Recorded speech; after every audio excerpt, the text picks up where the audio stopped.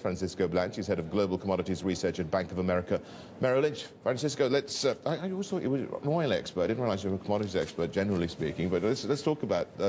Does the rally go on that we've seen in essence? The rally in commodities, generally speaking. Well, I mean, I think the answer is next year we're going to get cyclical commodities performing better than non-cyclical commodities.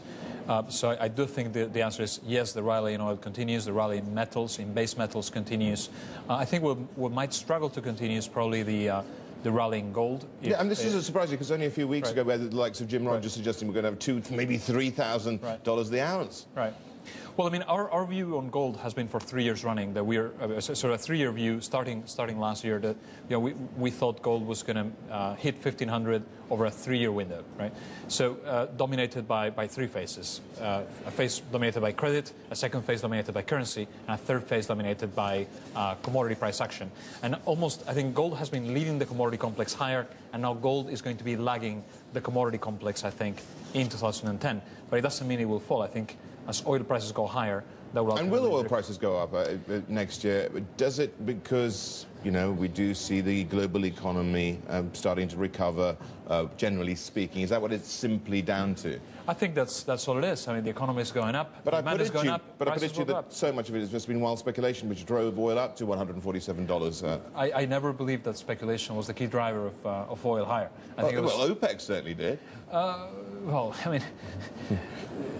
But OPEC is never going to talk about the actual market fundamentals. They're always going to blame the wrong price of the screen to something else that is not them, right? But OPEC, remember, is a cartel. And if there's a reason why we have $75 a barrel on the screen today, is OPEC. If it wasn't for OPEC, oil would be at $40, right? Yeah, well, okay. The Saudis say they're quite happy with 75. I'm sure they are. Yeah. But why wouldn't they? But they're the only ones who can keep it there, really, right, if they choose to.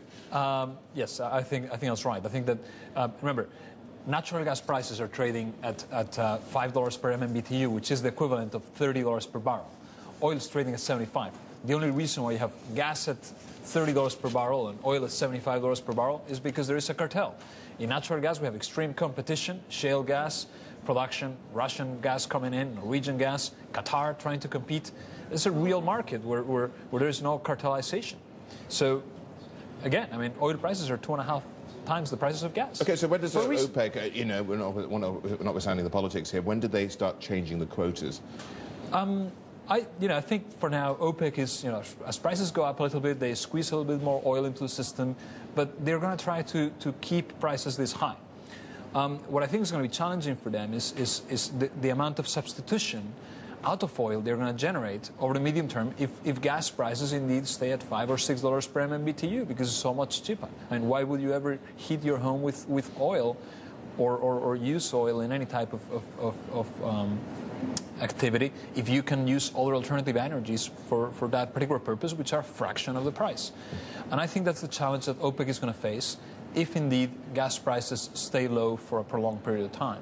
Okay, we've gone from we've had a look at some of these base metals, we've had a look at some of the the oil gas nexus here. Moving on to the other side of the commodity side of things, which of course is agriculture. Right. What about that, and what are the clear winners for you in 2010? I think clear winners are going to be corn and to some extent soybeans. I think wheat is probably a loser in 2010. There's a lot of wheat around, inventories have built up.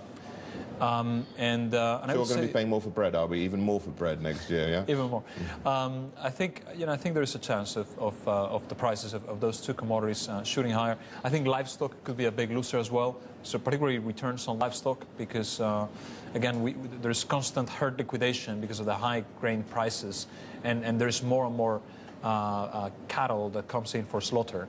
So we might have relatively depressed meat prices for at least for 2010. Okay, that's agricultural. What about sugar? Some of these softs there as well. I think sugar is a commodity that's extremely tight. We've had obviously steep backwardation in sugar for quite some time.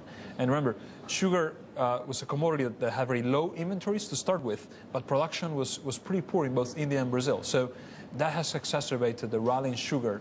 So that could go on for a while. I think returns in sugar could be quite positive in the sense that investors will gain the positive road returns from backwardation.